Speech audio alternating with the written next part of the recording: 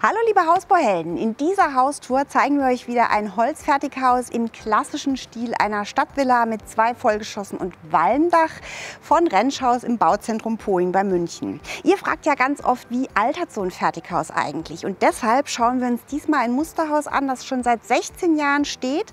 Und wir gucken, was wurde erneuert, was hat sich bewährt, wie sind die Materialien gealtert. Also bleibt dran und kommt mit.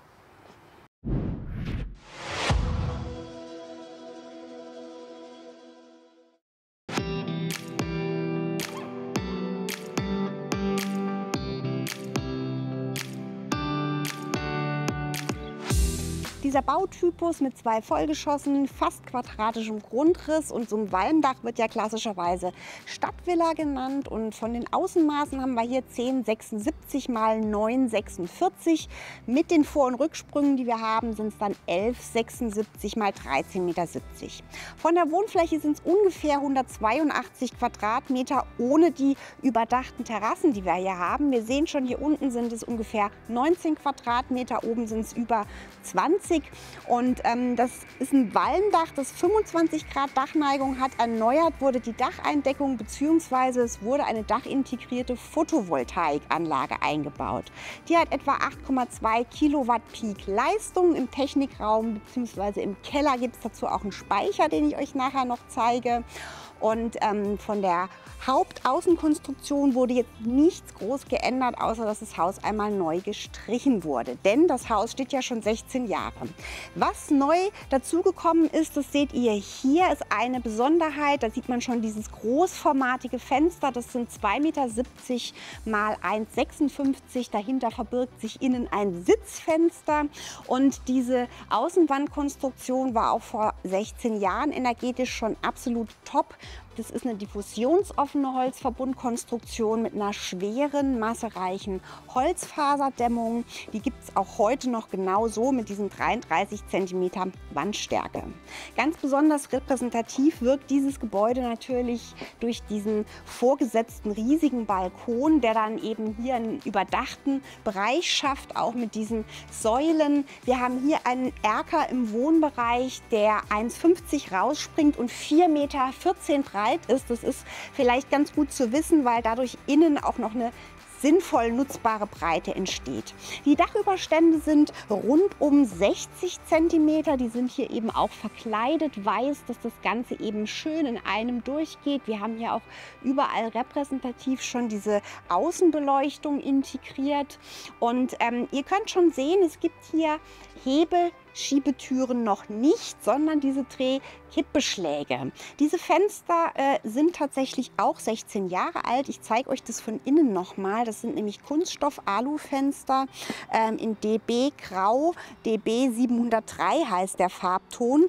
Und die haben sich wirklich sehr, sehr gut gehalten. Da ist absolut nichts dran. Wir kommen jetzt hier schon rum zum Eingangsbereich. Und was ich sehr schön finde, was eben auch vor 16 Jahren schon richtig geplant worden ist, dass wir hier so einen kleinen geschützten Eingangsbereich haben. Hier kommt nochmal der Erker raus, wo sich dahinter ein sehr, sehr praktischer Hauswirtschaftsraum verbirgt, auf den ihr euch schon freuen dürft. Und dieser Vorsprung ist 1,20. Das sollte es auch mindestens sein, damit ihr wirklich schlagregengeschützt seid.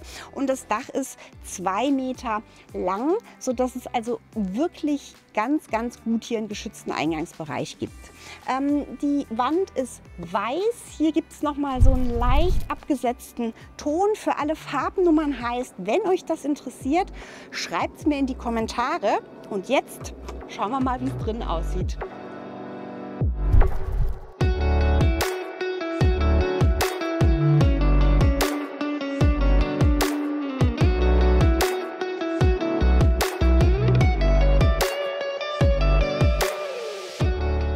Den Raum, den man als erstes betritt, ist eine Kombination aus Diele und Windfang, hat 13,5 Quadratmeter.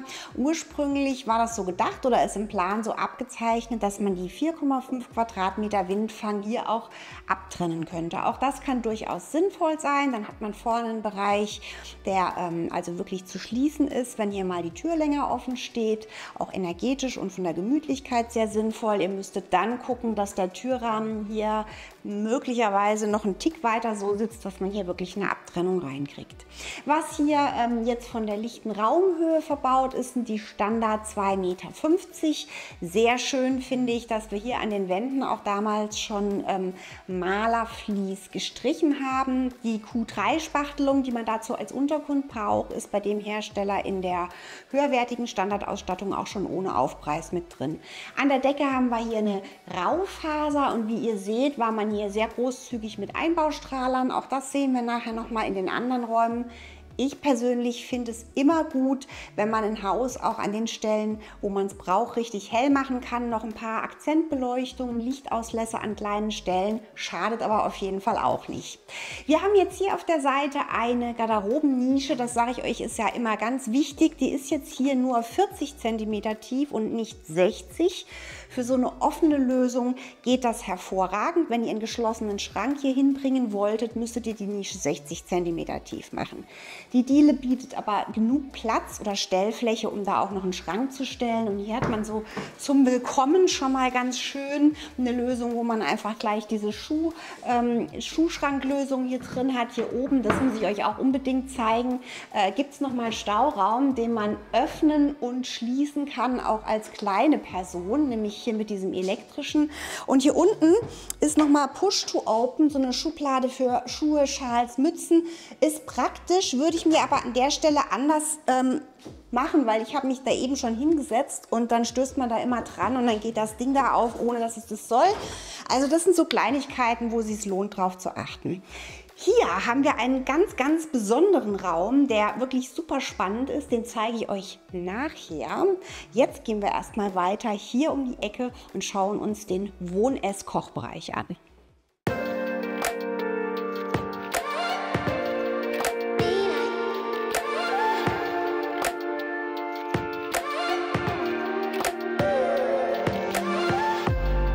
Der Wohn-Ess-Kochbereich hat insgesamt 47,5 Quadratmeter, wobei diese Kochnische, das sind 13,5 Quadratmeter und der Wohn-Ess-Bereich sind dann 34. Was ist neu, was ist alt? Auf dem Boden sehen wir einen Vinylboden. Das ist so ein ganz dünner, fest verklegter Belag in Eiche-Optik, Landhausdiele, grau gekelkt von der Farbe und der ist hier wirklich schon seit 16 Jahren drin. Hier laufen die Leute durch, wirklich viele mit den Schuhen nass, wie sie von draußen reinkommen. Und ich finde, dieser Boden, dem sieht man gar nichts an. Also man kann festhalten, wenn da ein hochwertiger Vinylboden drin ist, da ist offenbar echt nichts kaputt zu kriegen.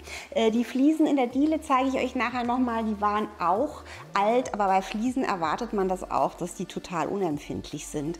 Was hier auch noch neu ist, anstelle der klassischen Pinnwand gibt es hier so einen eingelassenen Bildschirm, dahinter ist ein Computer. Das ganze Haus ist übrigens auch mit einer Smart Home Steuerung ausgestattet. Auch dazu sage ich euch nachher noch was. Ihr werdet nämlich sehen, was ihr nicht seht, sind überall übliche Schalter, um zum Beispiel die Rollläden oder die Lichter an- und auszumachen. Aber dazu kommen wir später. Jetzt schauen wir uns mal die Küche an. Die Küche ist neu reingekommen jetzt bei dem Makeover des Hauses.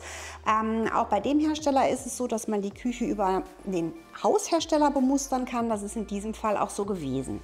Wir haben jetzt hier einen freistehenden Tresen, der ist 1,8 mal 1,73. Es gibt wirklich sehr, sehr viel Platz zum Arbeiten hier. Man hat sich jetzt entschieden, das Kochfeld nicht hier in die Mitte zu machen. Das Kochfeld ist hier. Das Ganze hat natürlich was damit zu tun, dass es so installationstechnisch einfacher ist. Man braucht dann hier jetzt nicht den Abzug nach unten mit der bodengeführten Abluft, beziehungsweise hier eine Verstärkung in der Decke, um einen großen Dunstabzug aufzuhängen. Man kann das also hier an der Wand machen. Das ist eine Umlufthaube, weil wir ja eine Lüftungsanlage mit Wärmerückgewinnung haben. Aber es ist auch, finde ich, vom Arbeitsablauf ganz praktisch, hier das Kochfeld zu haben, hier das Waschbecken. Und da wäre jetzt meine Community-Frage an euch, wie würdet ihr das machen? Würdet ihr sagen, das Kochfeld muss auf jeden Fall im Tresen sein, mit Blick zum Wohnbereich, oder würdet ihr euch für so eine Lösung entscheiden? Vorteil ist natürlich, dass ich jetzt hier wirklich super viel Stauraum drin habe. Von beiden Seiten große Schubladen. Wenn jetzt hier so ein Abzug nach unten wäre und so ein Herd, dann ist ja dieser Bereich da unten auch teilweise blockiert. Stichwort große Schubladen, auch dazu möchte ich noch mal was sagen. Sieht natürlich schön aus von der Aufteilung. Kann man auch hier dann sehen, ist innen sehr praktisch aufgeteilt für Gewürze. Aber wenn ihr so große Schubladen aufmachen müsst, ist immer blöd, weil irgendwo, wenn ihr nicht allein in der Küche seid, jemand davor steht. Also auch kleinteilige Schubladen haben einen Vorteil, wenn man sie eben leichter auf und zu machen kann. Was wir hier sehr vorbildlich sehen, ist die Ausstattung mit Steckdosen. Obwohl wir jetzt ja hier kein Kochfeld haben, ist auf beiden Seiten hier diese eingelassene Steckdose, die man so zumachen kann als Schutz und auch optisch, wo dann auch gleich USB-Ladeboxen sind. Auch hier hat man neue Steckdosen eingebaut, die diese Funktion mit dem USB-C und dem USB-Ladestecker gleich schon mit drin haben. Hinten nochmal aufgerüstet, da kommen nochmal 3 dazu. Erwähnenswert ist vielleicht auch diese Rückwand. Das ist so eine Multifunktionsrückwand, die ist erstens leicht abwaschbar, obwohl sie weiß ist und dann natürlich auch mal was spritzt. Und man kann da so verschiedene Elemente einhängen, die man dann verschieben kann, auch irgendwelche Halterungen, was ich eigentlich ganz praktisch finde. Die Arbeitsplatte ist in Schieferoptik. Das ist auf jeden Fall günstiger als eine Natursteinplatte, ist auch pflegeleicht, gut abzuwischen, gut zu nutzen. Das ist halt immer die Frage, wie viel Geld ihr in der Küche ausgeben könnt und wollt. Was ich sehr schön finde, ist diese große dunkle Spüle mit diesem Aufsatzbrett. Das kann man einmal als Schneidebrett so wegnehmen und benutzen, aber man kann es eben hier auch aufsetzen und durch diese Führungsschiene ganz leicht hin und her schieben, dass man das hier eben auch abdecken kann. Von der Arbeitshöhe haben wir hier 92,5 cm. Sieht man heutzutage auch oft schon höher. Es gibt ja auch die Möglichkeit, diese Fensterbrüstung in die Arbeitsfläche laufen zu lassen. Hat man jetzt vor 16 Jahren vielleicht noch nicht so gemacht. Und da müsst ihr dann eben bei der Rohbauplanung auch schon drauf achten, welche Höhen ihr da habt, dass das eben nachher mit dem Aufbau, mit dem Fußbodenaufbau alles hinkommt. Hier ist jetzt klassischerweise die Rückwand, da ist dann der Backofen in Bedienhöhe, was sehr praktisch ist, und dann direkt daneben der Kühlschrank. Da gibt es ja auch immer Leute, die sagen, das muss man getrennt machen. Mittlerweile sind die so gut gedämmt, dass es schon geht. Aber man könnte sich eben auch überlegen, ob man möglicherweise den Geschirrspüler in Bedienhöhe einbaut. Den hat man jetzt hier ganz klassisch neben der Spüle, alles richtig gemacht. Den muss ich natürlich jeden Tag ein- und ausräumen. Wenn ich mich da bücken muss, ist vielleicht wichtiger als beim Backofen mit der Bedienhöhe. An der Stelle geht es natürlich jetzt nicht anders. Wenn ihr hier eine größere Nische habt, könnt ihr natürlich auch alle Geräte in Bedienhöhe einbauen. Und jetzt schauen wir mal weiter rum zum Essbereich und zu den Fenstern.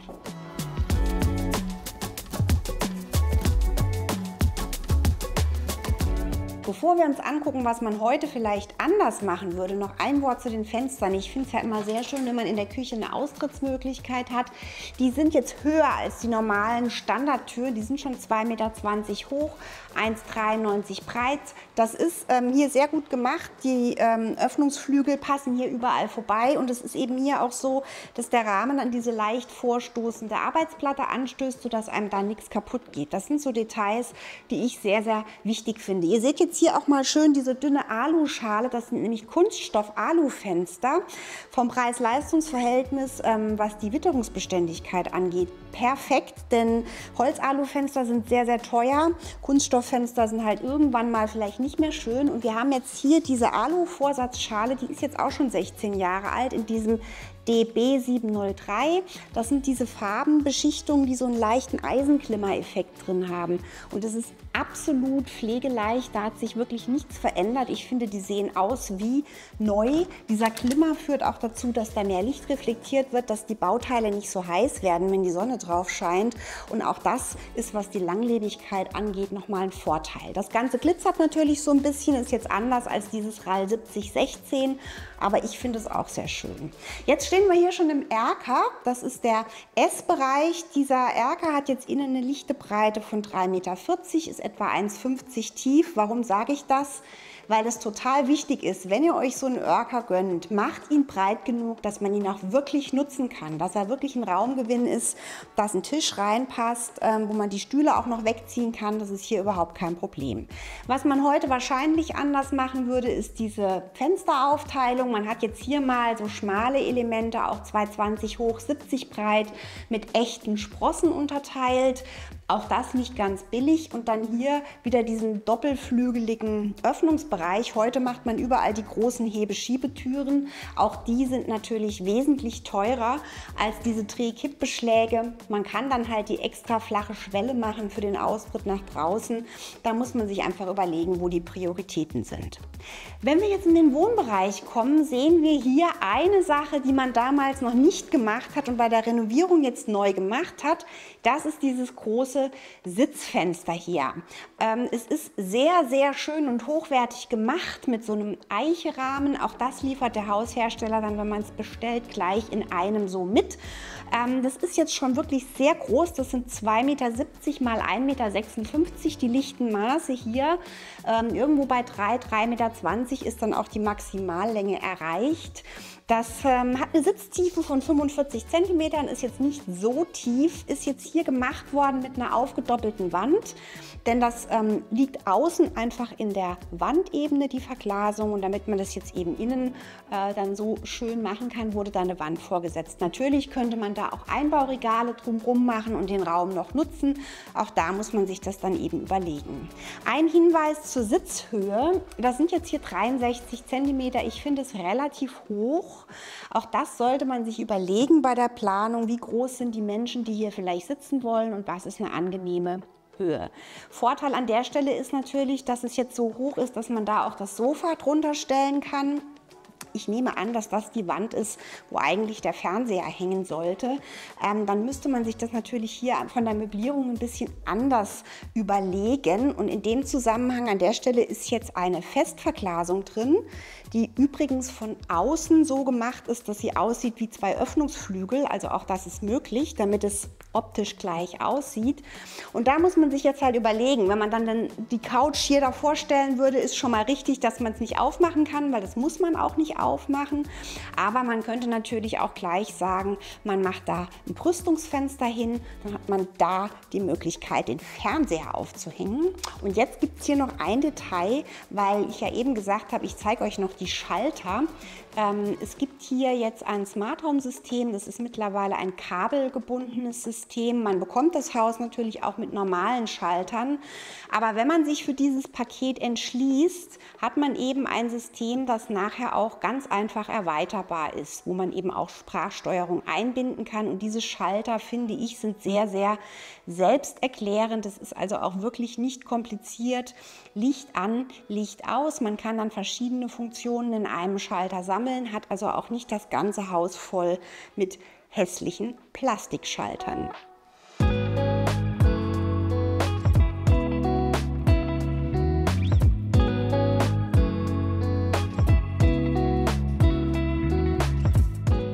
Wenn man sich für die Smart Home Ausstattung entscheidet, ist dieses Bedientablet da im Standard, und da sieht man, die Klassiker sind eben Licht und Jalousien, was dann schaltbar ist. Wie gesagt, das Ganze lässt sich erweitern. Der Vorteil ist, dass man mit dieser Sache eben dann schon per App auch per Fernzugriff Anwesenheit simulieren kann, Rollläden hoch und runter fahren kann, Licht an- und ausmachen kann, und man kann auch vorne neben der Haustür, zeige ich euch nachher, so einen An-Ausschalter, ganzes Haus, Licht aus, Jalousien runter, wenn man geht, finde ich eine super praktische Sache.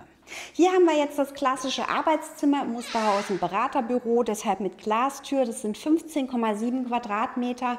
Da ist also wirklich Platz, um Gästezimmer, ein Bett und einen Schreibtisch unterzubekommen. Das ist auf jeden Fall empfehlenswert, in dieser Größe zu planen.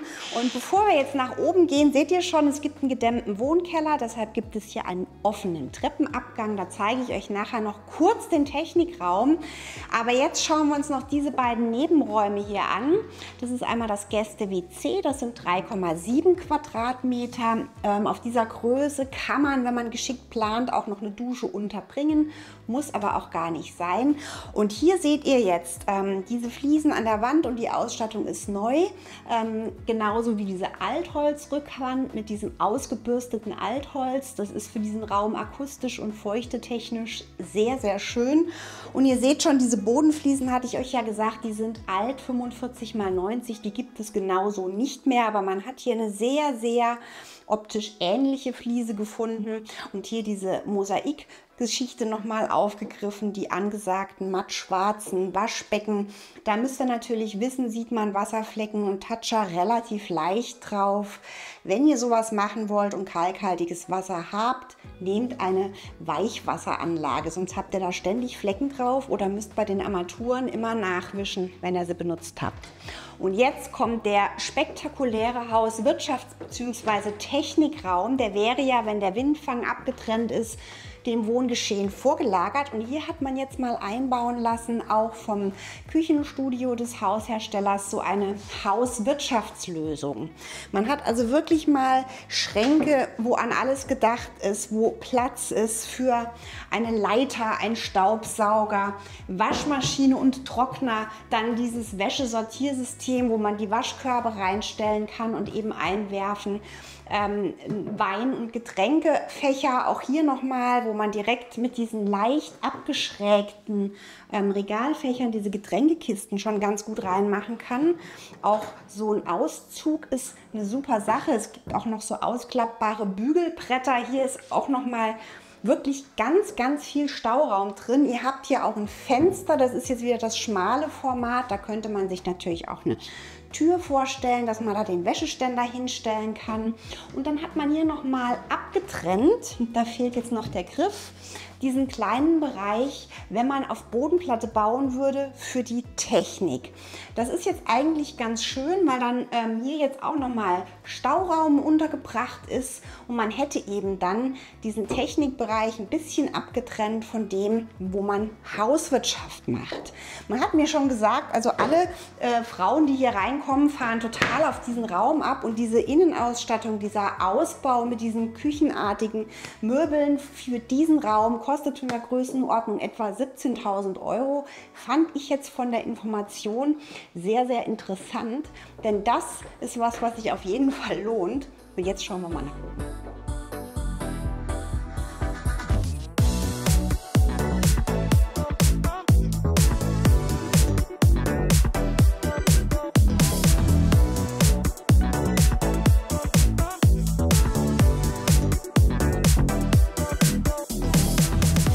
Die Treppe ist eine Vollholztreppe in Buche, die ist grau gebeizt und das finde ich wirklich spektakulär. Man hat mir geschworen, die ist hier seit 16 Jahren so drin, die Stufen sind nicht erneuert worden, nichts und die sehen wirklich sehr, sehr gut aus. Da soll noch mal einer sagen, eine Holztreppe wäre empfindlich, die hat sich wirklich sehr gut gehalten. Das sind offene Stufen, es ist eine halbgewendelte Treppe, die sehr platzsparend eingebaut ist. Die hat hier nur eine Lauflänge von 1,90 m, hier geht sie 2 Stufen weiter.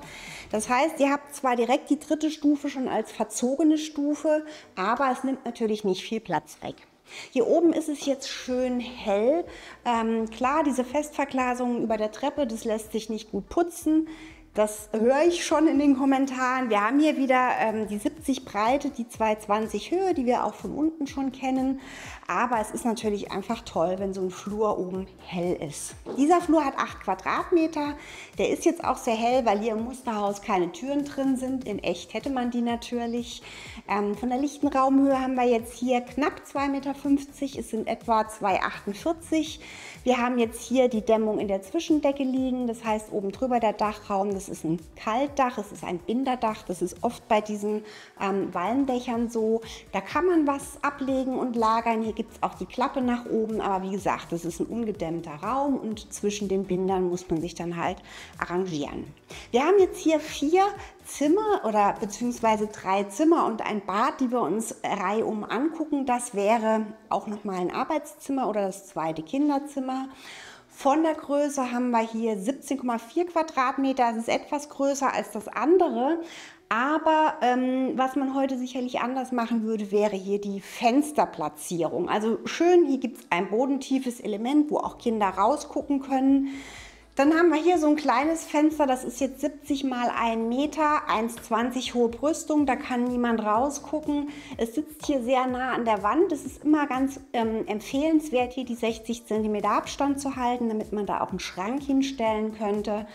Sicherlich würde man sich das bei der Fensterplatzierung auch anders vorstellen können. Zum Thema Fenster haben wir gleich noch ein bisschen was hier oben. Jetzt schauen wir erstmal ins zweite Kinderzimmer, das mit 16,4 Quadratmetern nur ganz geringfügig kleiner ist. Also wegen der Größe gibt es definitiv keinen Streit. Aber dieses Zimmer ist natürlich ungleich attraktiver. Es hat auch Licht von 2 Seiten und hier den Zugang zur 25 Quadratmeter großen Dachterrasse. Hier gibt es dieses schöne Kinderspielbett, was man natürlich für Kleinkinder jetzt sehr gut haben kann. Und dann sieht man auch schon, da gibt es auch so ein kleines Fenster. Das wäre sicherlich was man anders machen würde oder könnte. Man kann das natürlich auch machen an der Stelle, aber man auch sieht schon, auch hier wird es dann mit Schrankstellen schwierig. Wenn man jetzt ein normales Bett da stehen hat, kann man natürlich auch das Fenster da haben. Sehr interessant wird es im Elternschlafzimmer, das jetzt hier direkt gegenüber liegt. Hinter der Wand haben wir jetzt eine Ankleide, die dem Elternschlafzimmer zugeordnet ist. Das wäre klassischerweise natürlich auch der Platz für ein Kinderbad. Denn wir haben jetzt hier 16,5 Quadratmeter Elternschlafzimmer und hier nochmal 4,5 Quadratmeter Ankleide. Man sieht aber schon, das Ganze ist ummöbliert worden. Das Bett steht hier so ein bisschen schräg. Kann man machen, muss man aber nicht. Es sei denn, man hat es so wie hier, dass man da eben das Fenster sitzen hat und sich dann ein neues Bett kauft mit einem hohen Teil hier hinten, das dann da nicht davor passt. Das sind ja jetzt nur Kleinigkeiten, die aber ganz gut zeigen, dass man bei der Planung wirklich die Möblierung schon mitdenken sollte. Jetzt sieht man auch schon, man hat sich mal entschieden, hier so einen Einbauschrank reinzumachen, beziehungsweise da passt auch ein Standardschrank rein. Das sind nämlich 3,60 Meter von der Länge, das heißt, da passen 3,50 Meter Schrank problemlos rein. Da kriegt man wirklich super viel unter. Und dann ist die Frage, ob man diese Nische dahin als Ankleide in dem Sinn überhaupt braucht. Man hat jetzt hier mal eine andere Idee entwickelt und das finde ich eigentlich ganz nett. Also erstmal hat man hier jetzt auch diese Fensterelemente, die sind auch hier oben übrigens 2,20 Meter hoch. Also relativ hoch, was ich schön finde, weil man dann oben nicht so einen großen Sturz hat. Und auch hier muss man natürlich gucken, dass man das Bett dann so stellt, dass man da noch rauskommt. Auch an der Stelle kann man sich natürlich fragen, ob man dieses kleine Fenster als Deko-Element haben möchte oder ob man es lieber anders macht. Und hier haben wir jetzt diesen Bereich, wo ich mir wirklich sehr gut vorstellen kann, als Rückzugsort, als Leseort, als kleiner Handarbeitsort oder eben auch, um zum Beispiel ein Babybett hier reinzustellen. Ich sehe das schon, wenn die Kinder noch sehr klein sind, kann das sehr angenehm sein, hier einen Wickelplatz zu haben, vielleicht mit einem Vorhang abgetrennt, das Babybett hier stehen zu haben.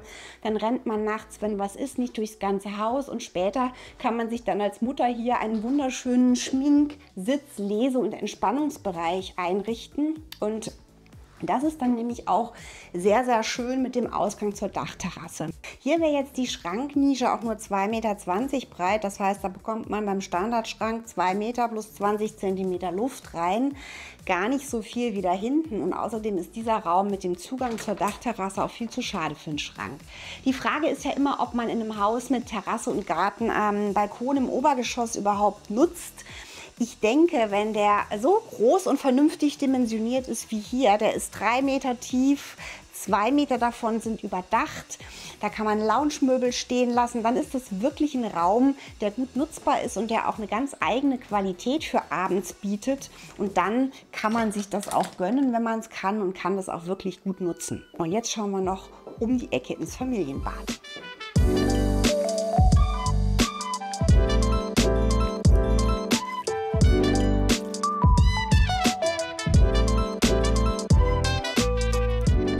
Das Familienbad hat 14,3 Quadratmeter und hier sind die Fliesen tatsächlich schon vor 16 Jahren so verlegt worden, wie sie jetzt noch zu sehen sind.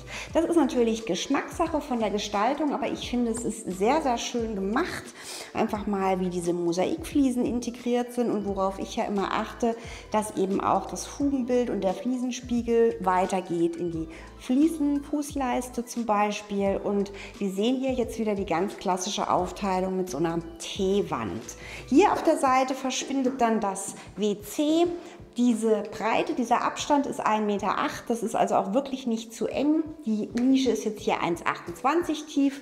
Richtig ist, dass es hier das hochliegende Fenster gibt. Brüstungshöhe 1,20. Auch wenn es natürlich da oben eine Abluft von der Lüftungsanlage gibt, ist es einfach super toll, wenn man hier zum Ablüften schnell mal aufmachen kann. Und wie gesagt, ihr seht, auch hier hat sich jemand Gedanken gemacht, dass die Fuge von dieser Fliese hier weiterläuft. Dann sehen wir hier vorne an dem T klassischerweise die Badewanne. Die ist jetzt auch damals schon in den auf den Rohfußboden gesetzt worden, also in den Estrich eingelassen. Dann hat die hier nur eine Einstiegshöhe von 46 cm, finde ich sehr schön zum Sitzen. Auch sehr schön, dass man rechts und links direkt diese Ablagefläche an der Wanne hat. Die ist jetzt mit 80 x 1,80 nicht besonders groß, aber auf jeden Fall ausreichend. Hier hinten dran in der Nische verschwindet dann die Dusche. Die ist jetzt 2 Meter tief. Das reicht also auf jeden Fall vom Spritzschutz, von der Bewegungsfreiheit. Da ist eben auch schon Licht in der Decke eingelassen, was ich sehr schön finde, dass das eben nicht so eine dunkle Ecke ist, weil hier hat man jetzt kein Fenster. Da würde man wahrscheinlich heute irgendwo noch so eine Wandnische integrieren, dass man eben die Duschsachen und so auch in der Dusche abstellen kann. Hier haben wir jetzt eine Brüstungshöhe von 1 Meter. Auch das ist im Bad, finde ich, sehr angenehm, weil man sich da eben einfach ein bisschen geschützter fühlt. Und hier kommen wir jetzt zum Waschplatz. Da muss ich jetzt sagen, das ist jetzt ganz hübsch auch neu gestaltet, aber wenn das ein Familienbad ist, braucht ihr hier auf jeden Fall einen Doppelwaschtisch, wo sich also 2 Leute die Zähne putzen können. Dann würde ich euch auch empfehlen, einen Spiegel zu wählen, der so weit runter geht, dass sich da auch Kinder drin sehen können. Und was jetzt hier komplett fehlt am Waschtisch, sind Steckdosen. Die dürft ihr auf keinen Fall vergessen. Und jetzt gucken wir noch ganz schnell in den Keller.